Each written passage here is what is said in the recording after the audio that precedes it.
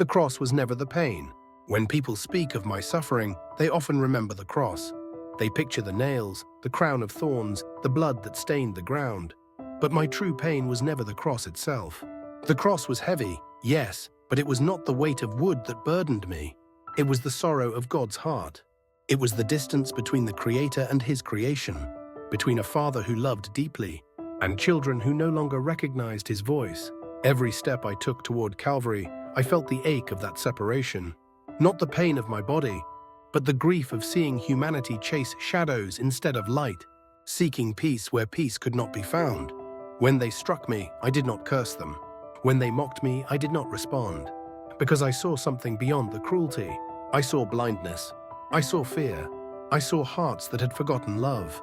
I didn't win because I rose from the dead. Resurrection was not the victory, it was the proof of it.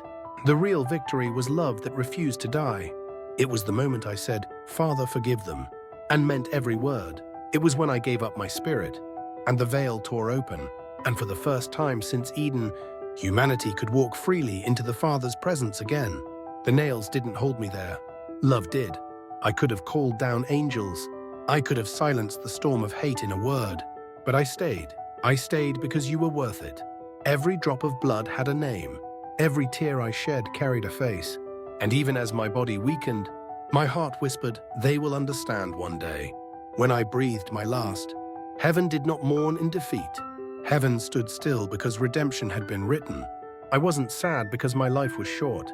I was sad because there was still so much I wanted to teach, so much I wanted humanity to see, that the kingdom of God was not far away, but within reach. That love could still transform the hardest heart. That forgiveness was stronger than power, and humility more lasting than crowns. I wanted to tell them that faith is not about rules, but relationship. That the Father's heart doesn't change when you fail. It only beats louder, calling you home. Even now, as I look upon the world, I see hearts still searching for what's already been given. I see souls trying to earn what's already been paid for. I see people afraid to come near, thinking they must be clean before they are loved. But love was never a reward for perfection. It was the reason I came. When I rose, it wasn't to prove who I am.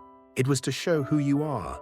Beloved, redeemed, the sons and daughters of God, bought not with gold or power, but with love that endures forever. So when you think of the cross, don't see it only as pain. See it as a bridge, a meeting place between divine mercy and human need, between heaven's holiness and earth's brokenness. The cross wasn't the end of my story. It was the beginning of yours.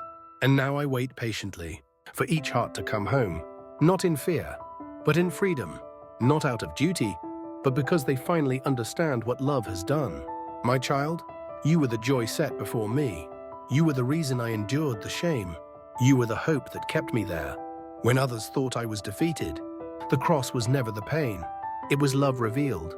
And that love still speaks, still heals, still saves.